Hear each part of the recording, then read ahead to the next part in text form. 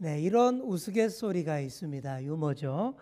어느 날 평범한 보통 시민 한 사람과 정치인 한 사람이 강물에 빠졌습니다. 동시에 물에 빠졌어요. 둘 다 수영을 못해요. 곧 익사할 것 같은 위기의 순간이 됐습니다. 그런데 다행히 우리 119 구조대가 재빠르게 달려와서 두 사람을 구조합니다. 자, 그런데 정치인 한 사람, 평범한 시민 한 사람, 누구부터 먼저 구조했을까요? 다들 감으로 답을 알고 있는데 왜 그렇게 되는지 한번 살펴보겠습니다. 얼른 정치인부터 딱 구조를 했어요.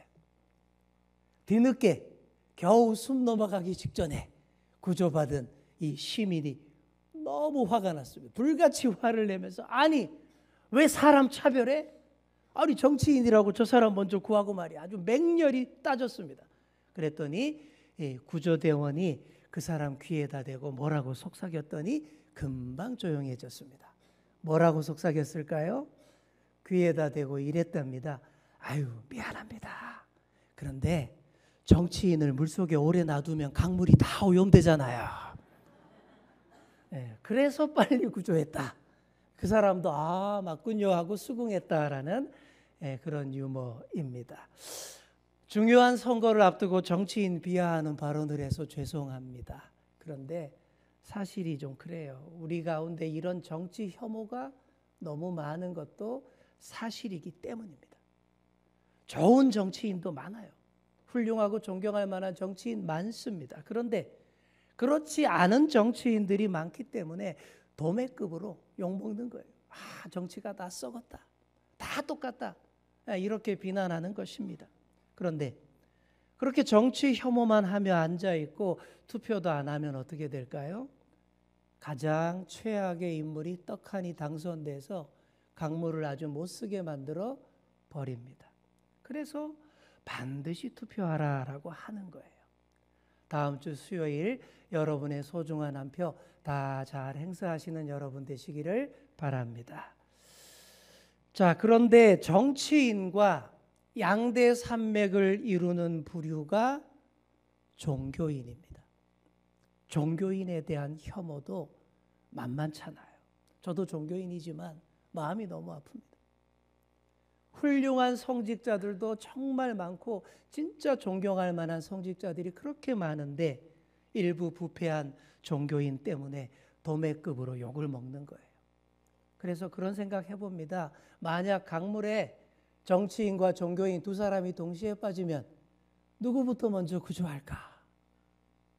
정말 우열을 가리기 힘들겠다라는 그런 생각 들었습니다. 급속도로 강물이 오염되는 것을 보고 그냥 포기할런지도 모르겠다라는 생각 들더라고요. 사람들이 가장 많이 기대하고 가장 많이 의지하는 부류가 정치 지도자, 종교 지도자입니다. 그리고 가장 오래된 직업이고 가장 중요한 직업도 정치 지도자, 종교 지도자입니다. 정치 지도자는 외면 세계, 사람들이 먹고 사는 문제를 다루고 종교 지도자는 내면 세계, 사람들의 영혼과 마음의 문제를 다룹니다. 이 둘에 대한 기대가 큰 만큼 실망도 클 수밖에 없는 거예요. 정말 종교인과 정치인들만 잘하면 우리 사람 사는 세상이 얼마나 아름다워질까 이런 생각 해봅니다. 정말 아름다워질 거예요. 그러나 불행히도 부패한 정치인, 부패한 종교인의 목소리가 훨씬 클 때가 많았어요. 부패한 정치인과 종교인들의 그들이 사회를 좌지우지할 때가 너무나 많았습니다. 우리의 사도 바울이 그런 종교인들과 정치인들 사이에 딱 서게 됐습니다. 바울이 과격한 유대인들의 살해 위협을 피해서 무사히 안전한 로마 총독이 있는 가이사랴 빌립보에 도착을 했어요. 그리고 닷새 후에 벨릭스 총독 앞에서 그나마 제대로 된 재판을 받게 되었습니다. 오늘 그 얘기입니다. 그 재판에서 바울이 자신을 변호하면서 변명하는 그런 장면이에요. 자, 우리가 변명이라는 말 안 좋아하죠. 나쁜 말처럼 생각하지 않습니까?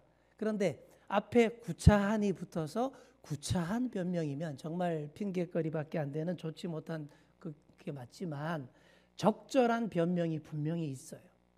국어사전에서 찾아보시면 변명을 두 가지로 풀이합니다. 첫째, 어떤 잘못이나 실수에 대해서 이런저런 구실을 대며 까닭을 말함. 둘째, 옳고 그름을 가려 사리를 밝힘. 변명에는 이렇게 좋은 측면도 많아요. 그래서 재판정에서 피고인이 자기 변호를 하는 것도 변명입니다. 그걸 조리 있게 잘 못하니까 변호사를 쓰는 거예요. 좋은 변명은 재판을 뒤집고 죄가 없음을 증명하기도 하고 좋은 판례에 선례를 남기기도 합니다. 오늘 바울이 그렇게 하는 거예요. 믿음으로, 신앙의 언어로, 선한 양심으로 변명을 잘해서 죄가 없음을 밝힙니다. 자, 그런데 기소하는 자들도 만만치 않아요. 원고도 만만치 않습니다. 어떻게 하든 바울의 유죄 판결을 받아내려고 작정한 사람들이 예루살렘에서부터 왔어요. 유대 종교 최고의 수장 대제사장 아나니아가 직접 왔습니다. 전에도 말씀드렸듯이 이 아나니아 대제사장은 아주 부패한 어용 종교인입니다. 그리고 이 사람이 여러 장로들, 유대 각층의 대표들 다 데리고 왔고 무엇보다 변호사를 스카웃해 왔습니다. 오늘 본문에 보시면 더둘로라는 변호사를 특별 스카웃해서 데려왔어요. 말로는 바울을 도저히 이길 자신이 없으니까 당대의 대단한 말쟁이 한 사람을 딱 섭외해서 데리고 온 거예요. 유대 최고 지도자들이 스카웃해 왔으니까 당시 최고로 비싼 변호사, 요즘 우리식으로 하면 김앤장 변호사를 아마 데리고 온 거예요. 이 더둘로라는 변호사는 유대법과 로마법을 다 꿰고 있고 또 말솜씨까지 탁월해서 사람들을 구워 삼고 녹여내고 설득해서 자기 편 만드는데 탁월한 재능을 가진 사람처럼 보입니다. 여러분 이름부터가 어떻습니까? 말쟁이처럼 보이죠. 더둘로, 떠둘로, 계속 떠들러, 그런 사람이에요. 이 떠들로가 총독 앞에서 계속 떠들어댑니다. 먼저 재판장에게 잘 보이기 위해서 온갖 말로 아부하면서 비행기를 태웁니다. 아부하는 거 비행기 태운다 그러잖아요. 그죠? 어떤 말로 아부했느냐? 3절 말씀에 보시면 이런 내용들이 나옵니다. 아유, 총독 각하, 당신이 너무너무 정치를 잘해서 우리가 다 평안하고 태평성대를 누리고 있습니다. 또 당신의 선견지명과 통찰력 덕분에 우리의 살림살이가 많이 좋아져서 다들 너무너무 감사하고 있습니다. 이렇게 말했습니다. 여러분 잘 모르시죠? 여러분들처럼 모르는 사람이 들으면 정말 그런 줄 알 지경입니다.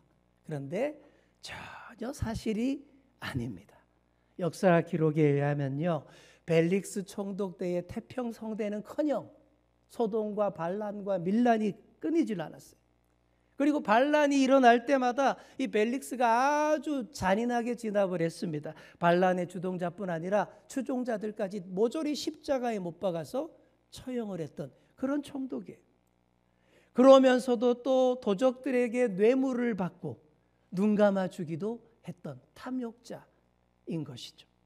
이런 실정 때문에 나중에 로마 황제에게 소환돼서 탄핵당하게 됩니다.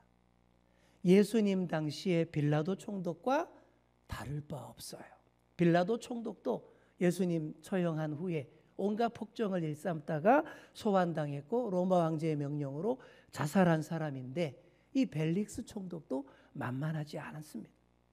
그런 벨릭스 총독을 향해서 이런 아부를 하고 있으니 이거는요, 비행기를 태워도 비즈니스 속에 태워서 올려보내는 그런 것이죠. 사랑하는 성도 여러분, 칭찬과 아부를 잘 구분할 줄 알아야 됩니다.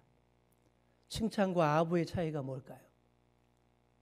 사실이냐 아니냐, 바로 이거예요. 상대에 대해서 사실을 말하면서 높여주면 그건 칭찬입니다. 그런데 상대에 대해서 전혀 사실이 아닌 말로 막 높이면 그게 아부가 되는 거예요. 한번 예를 들어 보겠습니다. 여러분들이 저를 칭찬해요. 이렇게 칭찬합니다. 아유, 우리 목사님 늘 하나님의 말씀을 성실하게 열심히 잘 준비해서 우리에게 잘 전해주시니 너무 감사합니다. 요거는 칭찬입니다. 요건 칭찬 맞아요. 사실입니다. 자, 그런데 요거 한번 들어보십시오. 아유, 우리 목사님 얼마나 말씀 준비를 열심히 하시는지 잠도 안 자고 밤새도록 말씀 준비하셔서 우리에게 들려주시니까 우리가 다 이렇게 은혜 받잖아요. 호호호. 요거는 아부입니다. 왜 그럴까요? 먼저 밤에 잠도 안 잔다라는 말이 전혀 사실이 아닙니다. 저는 해가 있을 동안에 최대한 열심히 하는 스타일입니다. 컨디션 조절을 위해서, 새벽 기도를 위해서 일찍 잡니다. 그리고 우리가 다 은혜 받잖아요. 호호호. 여기 뭐가 문제 있어요? 정말 모두가 다 은혜 받았는지 나만 은혜 받았는지 어떻게 알아요? 그 설교 듣고 분명히 불편해하는 분도 있을 거란 말입니다. 그리고 호호호라는 꾸며낸 웃음은 불필요하게 갖다 붙인 거짓 웃음입니다. 이런 게 아부라는 거예요. 이런 아부에 절대 속으면 안 될 사람이 바로 종교인, 정치인입니다. 그런데 다 속아요. 다 속아요. 그러니 말쟁이들이 판을 치고 끝없이 떠들고 아부하는 세상이 되는 거예요. 사랑하는 성도 여러분, 서로 칭찬을 많이 하시되 아부는 하지 마시고 반드시 사실에 근거한 칭찬만 하시기 바랍니다. 있는 사실만 얘기해 줘도 충분한 칭찬이 됩니다. 자, 우리 옆에 계신 분께 한번 이렇게 말해 주겠습니다. 아부가 아니라 칭찬만 합시다. 아멘. 아부가 아니라 칭찬만 하면 이 사회가 한결 아름다워질 거예요. 밝아질 거예요.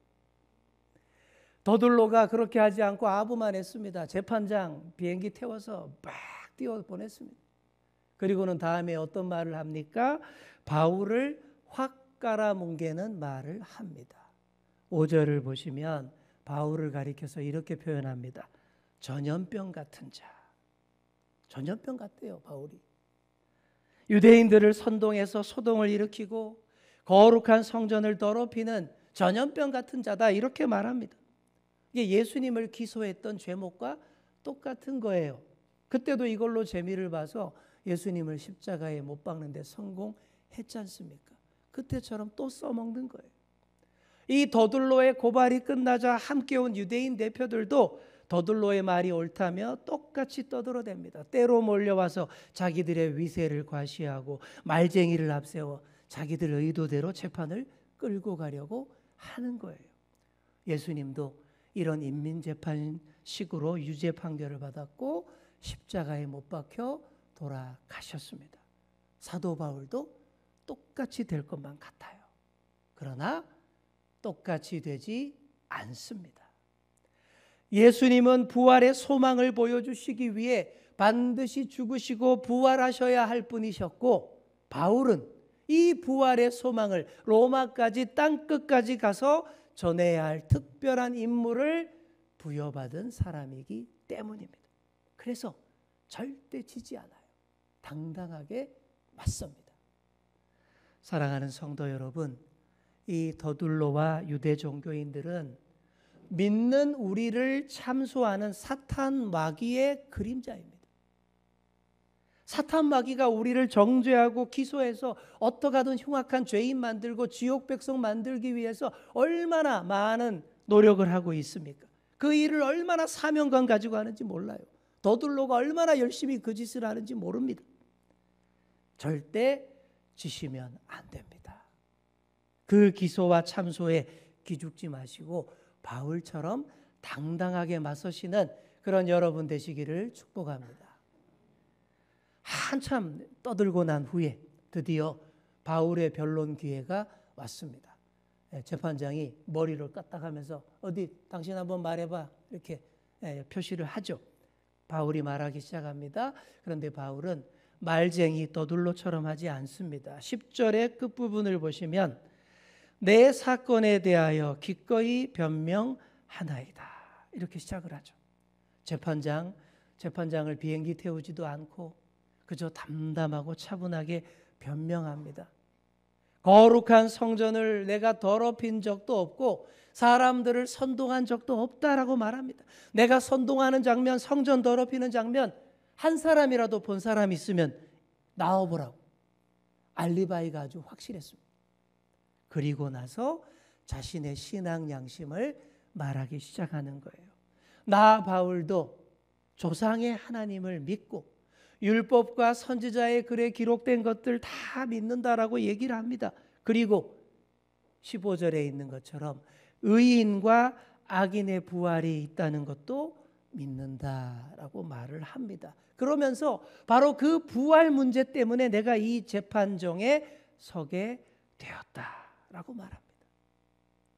전에는 내가 바리새인과 똑같은 생각으로 바리새인 입장에 그 부활을 그대로 믿고 있었는데 다메섹 도상에서 부활하신 예수님을 강렬하게 만난 후부터 완전히 바뀌었고 부활하신 예수님을 전하는 사람이 되었다라는 얘기입니다.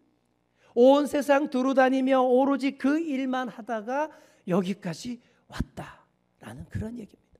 자, 우리 다 같이 핵심 구절 우리 21절을 함께 화면 보시면서 같이 함께 읽겠습니다. 시작.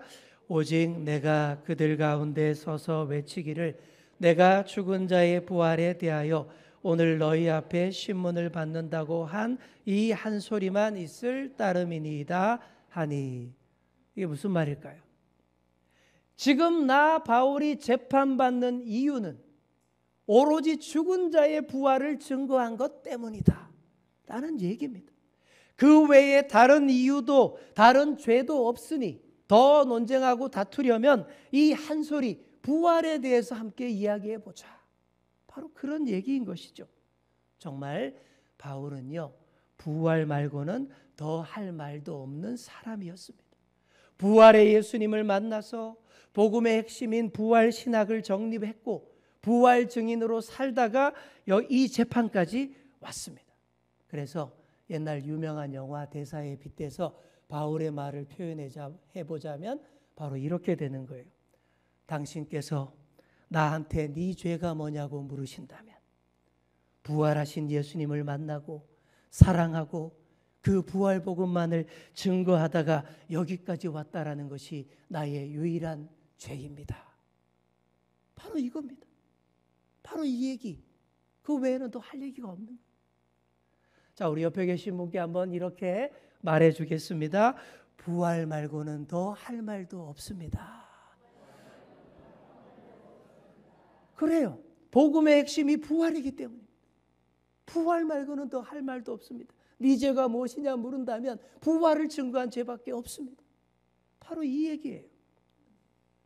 그리고 예수님이 진짜로 부활했냐 거짓말이냐 하는 그런 문제는요 이런 사람의 법정에서 가릴 수 있는 문제가 아닙니다. 이런 종교와 교리 문제 재판을 맡게 되면요 재판관들이 머리 쥐어뜯습니다.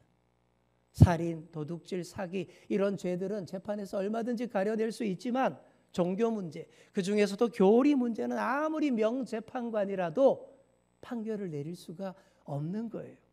벨릭스 총독도 확실히 알았습니다. 또 골치 아픈 종교 문제구나. 유대 총독으로 있으면서 벨릭스 총독도 많이 보고 들었습니다. 유대인들이 십자가에 못 박아 죽인 예수를 부활의 주님으로 믿는 예수쟁이들 때문에 많은 유대인들의 감정이 좋지 않다라는 것 정도는 다 알고 있었습니다. 바로 그 문제구나. 재판에서 다룰 문제가 아니라는 것을 알았어요. 하지만 벨릭스 총독이 유대인들의 눈치를 봅니다. 양심은 그 속에서 종교의 자유, 사상의 자유를 보장해서 바울을 무죄 석방하라 막 이렇게 외치고 있는데 씩씩대는 유대인들의 인상이 너무 험악해서 재판을 연기하겠다라고 휴정을 발표합니다. 그리고 다음 재판 때까지 바울을 보호하게 하는데 감옥에 가두지는 않고 어느 정도 자유는 주면서 도망 못 가게 지키게 합니다. 앞에서도 말씀드렸듯이 이 벨릭스 총독은 아주 포악하고 탐욕스러운 통치자였어요. 24절에 보시면 벨릭스 총독의 아내가 나옵니다. 무슨 이름으로 되어 있죠? 드루실라라는 유대 여자입니다. 원래 다른 사람의 아내였어요. 그런데 꽤 이뻤나 봅니다. 그래서 남의 아내를 빼앗다시피 해서 자기 아내로 삼아 놓은 여자가 이 드루실라 그리고 벨릭스 이 부부입니다. 이게 정말 탐욕스러운 사람이죠. 그런데도 벨릭스와 그의 아내는 바울에게 아주 호의적이었습니다. 이게 틈틈이 개인적으로 불러서 바울에게서 설교를 들어요. 예수님을 믿고 구원받는 도리에 대해서 설교를 들었습니다. 그러다가 의와 절제와 장차 오는 심판에 대해서 설교하기만 하면 두려워 떨면서 또 듣는 거예요. 왜요? 전혀 의롭지도 절제하지도 않는 삶을 살고 있기 때문에 심판이 두려운 거예요. 여러분 꼭 누구 같지 않습니까? 옛날 세례 요한을 가두어 두고 때때로 불편한 설교를 청하여 듣던 분봉왕 헤롯, 그 사람도 이러지 않았습니까? 타락한 권력자들이 이렇게 다 비슷해요. 두려워 떨면서도 들으면서도 눈치를 보면서도 그 삶이 바뀌지는 않는 거예요. 벨릭스가 바울을 자주 불러서 말씀을 청해 들었던 또 다른 이유가 있습니다. 26절을 보십시오. 26절에 나옵니다. 동시에 또 바울에게서 돈을 받을까 바라는 고로 더 자주 불러 같이 이야기하더라. 무슨 얘기예요? 뇌물수수를 위해서입니다. 바울을 존경하고 따르는 사람들이 이렇게 많으니 바울 풀어달라고 아마 금방 모금을 많이 해서 많은 돈을 나에게 갖다 줄 거야? 이런 생각을 했던 것이죠. 그러니 자꾸만 시간만 끄는 거예요. 눈치만 보는 거예요. 옛날 남희 씨 노래 중에 이런 노래가 있습니다. 빙글빙글. 그저 바라만 보고 있지. 그저 눈치만 보고 있지. 바로 그런 상황. 재판도 빨리 안 하고 유대인들의 눈치도 봐야 해서 풀어주지도 않습니다. 이렇게 총독 벨릭스는 공정하지도 정의롭지도 못했습니다. 때때로 바울을 불러서 의와 절제와 심판에 대한 하나님의 말씀을 들었지만 그의 삶은 전혀 의롭지도 절제하지도 못했습니다. 심판을 면할 수 없는 사람입니다. 이 부부가 말씀을 들을 때만 잠시 잠깐 그래요. 맞나? 한번 믿어볼까? 말씀을 들을 때만 잠시 잠깐 막 두려워하고 떨어요. 하지만 끝내 예수님을 영접하지는 않습니다. 그들이 만약 이때 말씀을 듣고 회개했다면 어떻게 됐을까요? 이 탐욕스러운 자들 변화됐을 겁니다. 회개하고 영원한 생명을 선물로 받을 수 있었을 거예요. 더불어 그 유대 땅을 잘 통치하는 또 오래오래 다스릴 수 있는 그런 총독이 될 수 있었을 것입니다. 그런데 말씀을 들으면서도 돈 받아 챙길 생각만 했으니 뭐가 되겠습니까? 망할 수밖에 없는 거예요. 그렇게 벨릭스가 그저 눈치만 보면서 무려 2년간의 시간을 끕니다. 그러다가 총독 잘리는 거예요. 벨릭스 치하의 유대 땅에서 워낙 소동과 소란과 반란이 많이 일어나니까 로마 황제 네로가 벨릭스 총독을 잘라버립니다. 소환해버려요. 그리고 대신 베스도라는 총독을 다시 보냅니다. 바울이 베스도 앞에서 다시 재판을 받아야 되는 거예요. 오늘의 본문 이야기는 바로 이렇게 끝이 납니다. 사랑하는 성도 여러분, 세상의 정치 지도자 중에 바르고 훌륭한 분도 많지만 벨릭스 같은 권력자들, 더둘로 같은 말쟁이도 많다라는 것이 안타까운 우리의 현실입니다. 훌륭한 성직자도 많지만 아나니아처럼 부패하여 많은 영혼을 다치게 하는 종교인도 많다라는 것이 안타까운 우리의 현실입니다. 늘 입으로는 사랑과 자유와 평등과 정의, 절제를 외치는데 들여다보면 전혀 사랑하지도 않고 정의롭지도 않습니다. 전혀 절제하지도 않고 탐욕을 채웁니다. 그러니 주님 다시 오시는 그날 반드시 장차 오는 심판을 면치 못할 것입니다. 사랑하는 성도 여러분, 오늘 말씀 15절에 의하면 의인과 악인의 부활이 있다라고 말하고 있습니다. 예수님과 부활의 소망을 믿는 우리는 믿는 자의 부활, 의인의 부활로 하나님과 함께 영원히 사는 부활입니다. 그게 의인의 부활이에요. 그런데 악인의 부활은 뭘까요? 다시 살긴 사는데 영원한 지옥 형벌의 부활입니다. 얼마나 차이가 나는지 몰라요. 그게 바로 장차 오는 심판입니다. 마지막으로 옆에 계신 분께 이렇게 말해 주겠습니다. 우리가 다 의인의 부활로 만납시다. 아멘. 사도 바울이 이것을 확실히 믿었습니다. 사도 바울이 이것을 확실히 믿었기 때문에 어디를 가나 당당했습니다. 그리고 평생 부활의 소망과 부활의 복음을 위해 헌신했습니다. 사랑하는 성도 여러분, 언제 어디에서나 우리를 당당하게 세우고 확신 있게 하고 살아있는 자답게 하는 것이 부활의 소망, 부활의 복음입니다. 이것이 있을 때에 부패한 세상 정치인들, 종교인들, 지도자들 앞에서 우리가 주눅들지 않을 수 있습니다. 굴하지 않을 수 있습니다. 정의를 외칠 수 있습니다. 오늘 제가 강조하고자 하는 바는 바로 이거예요. 세상 정치 무척 중요하죠.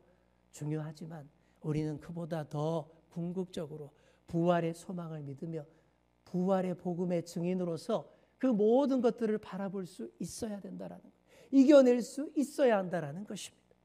세상 정치 선거도 중요하지만 우리는 더 이런 깊이 있는 시선으로 잘 바라보시고 판단하시고 부활 신앙으로 모든 것들을 판단하시는 여러분 되시기를 바랍니다. 오로지 이 부활의 소망, 부활의 복음으로 당당하게 살아가시는 저와 여러분 다 되시기를 간절히 축원합니다. 기도하겠습니다. 주님, 이 땅에서 살아가는 우리 눈에 부패한 정치인도 부패한 종교인도 많이 보입니다. 그 속에서 사랑과 정의와 자유와 절제를 뺏기지 않도록 지켜주시고 내 영혼도 다치지 않도록 지켜 보호하여 주옵소서. 오로지 부활의 소망, 부활의 복음 굳게 붙잡고 주님 위에 헌신할 때 다 이겨내고 승리할 줄 믿습니다. 그렇게 승리하며 부활의 증인으로 나아가게 하여 주옵소서. 예수님의 이름으로 기도드립니다. 아멘.